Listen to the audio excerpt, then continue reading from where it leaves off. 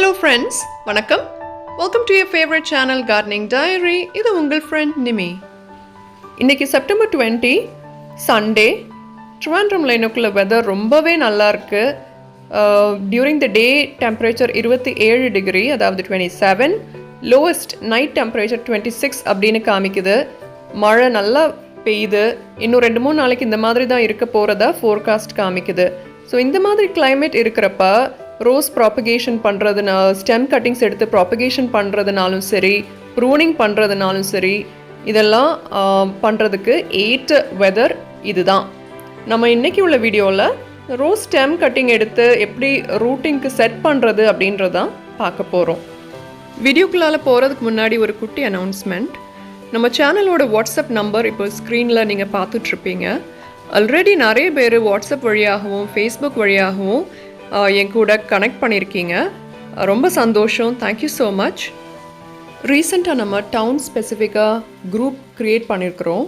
அதாவது ஒரு டவுன் எடுத்துக்கிட்டோம் அப்படின்னா அதோட சுற்று வட்டாரம் பக்கத்தில் இருக்கிற டவுன்ஸ் எல்லாம் சேர்த்து அந்த மக்களுக்காக ஒரு குரூப், எஸ்பெஷலி ரோஸ் க்ரோவர்ஸ், ஒரு கம்யூனிட்டி மாதிரி ஃபார்ம் பண்ணுறதுக்காக. இதோட மோட்டிவ் என்னென்னா, நீங்கள் உங்களுக்குள்ளாலே ஒருத்தங்களோட எக்ஸ்பீரியன்ஸ் ஷேர் பண்ணிக்கலாம், இன்ஃபர்மேஷன் ஷேர் பண்ணிக்கலாம். ஃபெர்டிலைசராக இருந்தாலும் சரி, இல்லை நர்சரியில் பிளான்ஸ் வாங்குறதா இருந்தாலும் சரி, lot of information related to growing roses, knowledge, இந்த மாதிரி விஷயங்கள் எல்லாம் ஷேர் பண்ணுறதுக்கு ரொம்ப வசதியாக இருக்கும். நிறைய பேர் ஆல்ரெடி இந்த குரூப்பில் சிட்டி ஸ்பெசிஃபிக்காக நாங்கள் ஆட் பண்ணியிருக்கிறோம். ஸோ உங்களுக்கு இந்த மாதிரி குரூப்பில் ஜாயின் பண்ணுறதுக்கு விருப்பம் இருந்தால் அந்த வாட்ஸ்அப் நம்பருக்கு மெசேஜ் அனுப்புங்க. மெசேஜ் அனுப்புகிறப்ப உங்களோட பேரும் உங்களோட லொக்கேஷனும் கரெக்டாக அனுப்புங்க. அது மட்டும் மறக்காதீங்க. நம்ம இனி வீடியோக்குள்ளால் போகலாம். இது ரோஸ் ஸ்டெம் கட்டிங்லேருந்து எப்படி ப்ராப்பகேட் பண்ணுறது அப்படின்னு சொன்னேன் இல்லையா. நான் லாஸ்ட் வீக்கே கட்டிங்ஸ் எடுத்துட்டேன். லாஸ்ட் வீக் தான் ரோஸ் எல்லாம் ப்ரூன் பண்ணினேன். ஸ்டெம் கட்டிங்ஸ் எல்லாம் லாஸ்ட் வீக்கே செட் பண்ணிட்டேன். இந்த வீடியோ ஆக்சுவலாக ஒரு வாரத்துக்கு அப்புறமா நான் கம்பைல் பண்ணி போடுறேன். அப்போது என்னெல்லாம் நான் பண்ணினேன், அதோட மண் கலவை, அந்த கட்டிங்ஸ் ரூட் பண்ணுறதுக்கு என்ன மாதிரி மிக்ஸ் நான் ரெடி பண்ணினேன், அதை எப்படி வச்சுருக்கிறேன் கரண்ட்டாக, அதாவது ஒரு வாரத்துக்கு அப்புறமா எப்படி இருக்குது, அதை நான் எப்படி தண்ணி விடுவேன், அதெல்லாம் தான் நான் எக்ஸ்பிளைன் பண்ண போகிறேன். நம்ம எப்போ ஸ்டெம் கட்டிங் எடுத்தாலும் கவனத்தில் வைக்க வேண்டியது அந்த ஸ்டெம்மோட ஹைட்டு. மேக்ஸிமம் ஒரு 4 leaf node, 4 to 5 leaf node இருக்கிற மாதிரி பார்த்து கட் பண்ணிக்கணும். இல்லைன்னா ஒரு 6 இன்ச்சு 15 சென்டிமீட்டர் அப்படின்னு வச்சுக்கோங்க. அதை விட ஜாஸ்தி நம்ம வச்சோம், நீள குச்சியாக வச்சோம் அப்படின்னா அந்த ஸ்டெம் சீக்கிரமாக ட்ரை ஆயிரும், மாய்ஸ்சர் இருக்காது. அதனால தான் ஷார்ட்டாக எடுக்கிறது. இந்த ஸ்டெம்ஸ் எல்லாம் பார்த்தீங்க அப்படின்னா அந்த ஹைட்டுக்கு தான் இருக்கும். நான் சிலதில் மட்டும் ஒரு 5 விட கூடுதல் லீஃப் நோடு இருக்கிற மாதிரி எடுத்திருப்பேன். ஏன்னா அந்த பட்டை சிலப்போ ஹெல்த்தியாக இருந்திருக்கலாம், ஒரு ரொம்ப திக் ஸ்டெம்மாக இருந்திருக்கலாம். இது பாருங்கள், இது ரொம்ப சாஃப்ட் ஸ்டெம், அதாவது இளம் ஸ்டெம்னு சொல்லுவோம்ல, இப்போ தான் புதுசாக வந்திருக்கு. எல்லா டைப் ஸ்டெம்ஸும் நான் எடுத்திருக்கேன். செமி ஹார்ட், சாஃப்ட், ஹார்டுனா ரொம்பவே திக்காக இருக்கும், பென்சில் மாதிரி ரொம்ப ஹார்டாக நம்ம வளைச்சாலும் வளையாது. இன்னொன்று கொஞ்சம் ஃப்ளெக்சிபிளாக இருக்கும். எல்லா டைப் ஸ்டெம்ஸும் நான் ட்ரை பண்ணியிருக்கேன். பட்டட் ரோஸ்லேருந்தும் எடுத்திருக்கேன், ஓன் ரூட்லேருந்தும் எடுத்திருக்கேன். அப்போது எப்படி ரிசல்ட் வருது அப்படின்னு தெரியும் இல்லையா. நிறைய எல்லா ரோஸும் ப்ரூன் பண்ணனால நிறைய ரோஸ்லேருந்து கட்டிங்ஸ் எடுக்க முடிஞ்சுது. அண்ட் கட்டிங்ஸ் எப்போ எடுத்தாலும் ஹெல்தி ஸ்டெம்மாக எடுங்க. அதில் கிராக்கோ இல்லாட்டி அந்த ஸ்கேல் டிசீஸ் அந்த மாதிரி இருந்துச்சுன்னா எடுக்கக்கூடாது.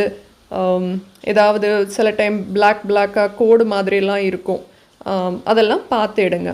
அப்புறம் பட்டை சில டைம் கரிஞ்சு போன மாதிரி இருக்கும், இல்லை ஹோல்ஸ் இருக்கும், அந்த மாதிரி ஸ்டெம்ஸ் எல்லாம் எடுக்கக்கூடாது. ரொம்ப ஹெல்த்தியாக பார்த்து இந்த மாதிரி குட்டி குட்டியாக நம்ம கட் பண்ணி எடுத்துக்கணும்.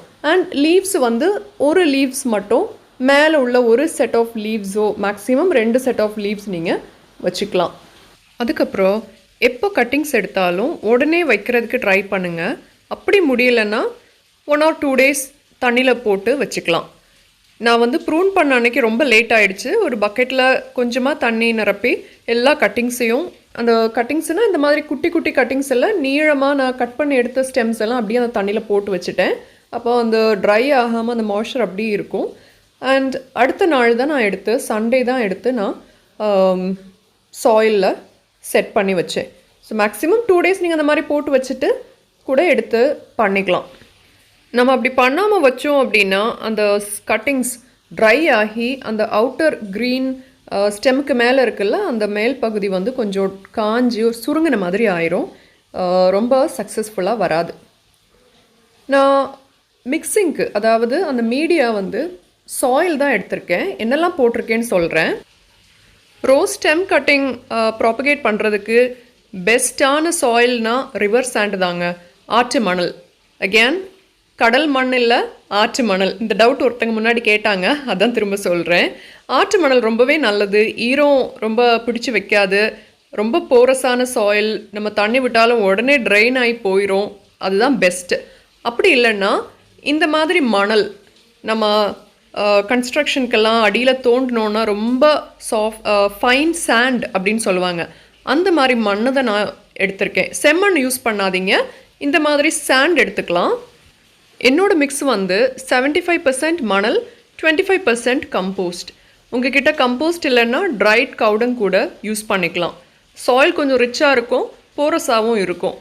ஸோ இதுதான் ப்ரப்போர்ஷன். நான் இதுதான் யூஸ் பண்ணியிருக்கிறேன்.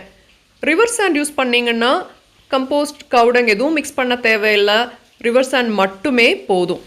ஸ்டெம் கட்டிங் எப்படி எடுக்கணும்னு பார்த்தோம், ரூட்டிங் மீடியா பார்த்தோம். இனி வந்து எப்படி ரூட் பண்ணுறது, நான் அதை எப்படி வைக்கிறேன் அப்படின்றத பார்க்கலாம்.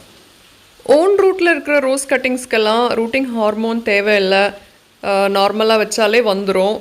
நான் வந்து டிஃப்ரெண்ட் டைப்ஸ் ஆஃப் ஐட்டம்ஸ் எடுத்திருக்கேன். ரூட்டிங் பவுடர் நமக்கு கடைகளில் கிடைக்கும், ஆன்லைனில் கிடைக்கும், ரொம்ப சீப் தான்.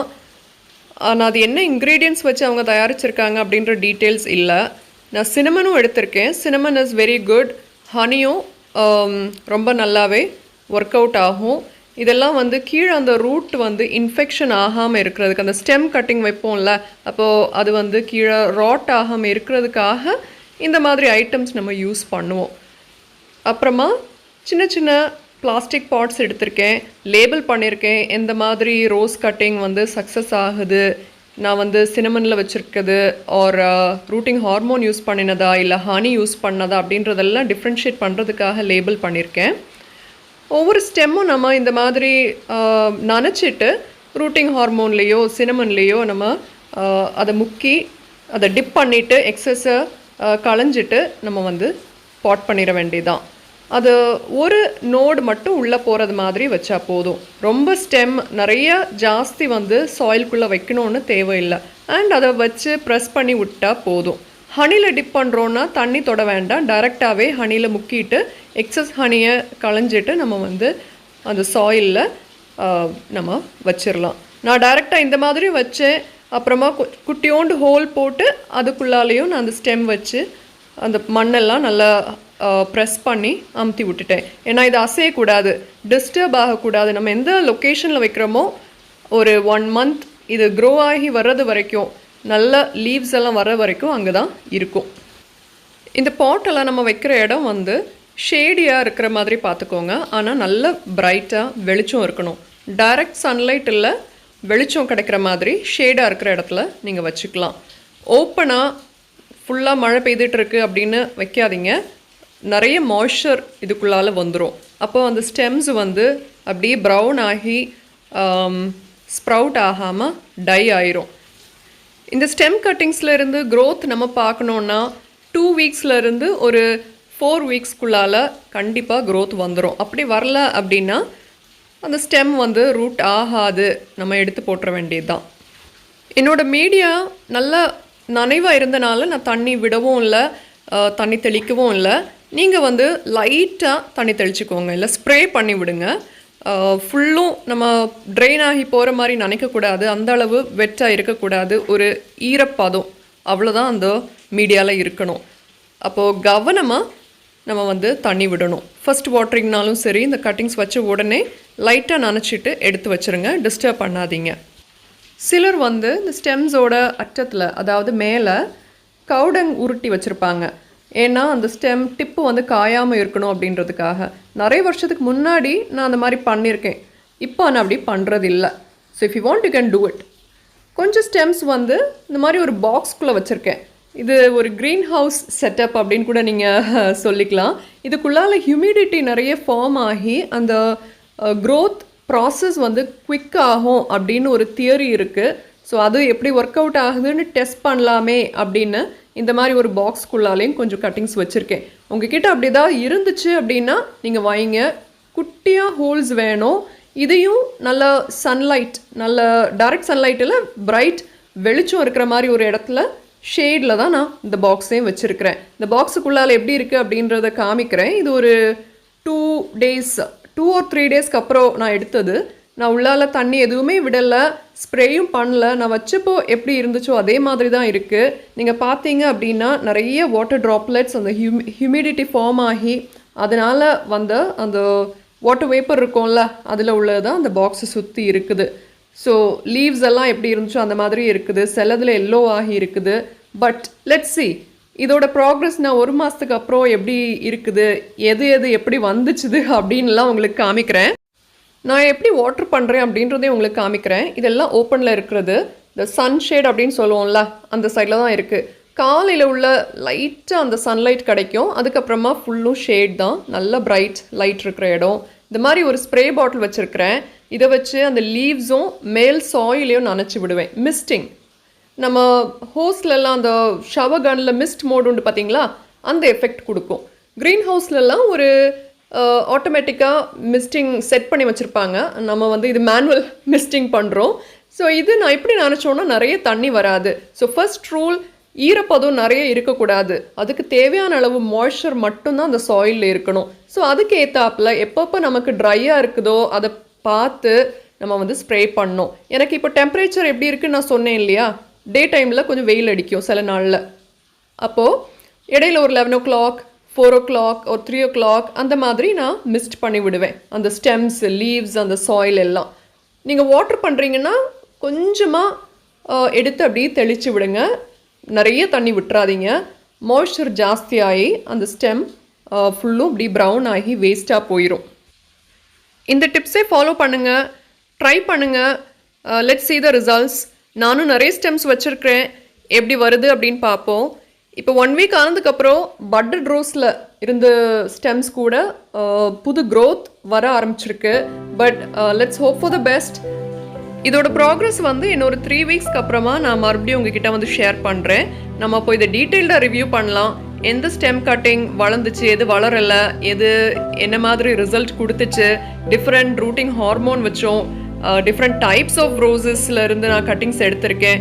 ஸோ எல்லாத்தையும் நம்ம டீட்டெயில்டாக 1 monthக்கு அப்புறமா ரிவ்யூ பண்ணலாம். ஸோ கீப் வாட்சிங். ஆல்ரைட், இந்த மீன் டைம் நீங்களும் ஸ்டெம் கட்டிங்ஸ் எடுத்தீங்க அப்படின்னா கண்டிப்பாக ரூட் பண்ண ட்ரை பண்ணுங்கள். Let's hope for the best and good luck as well.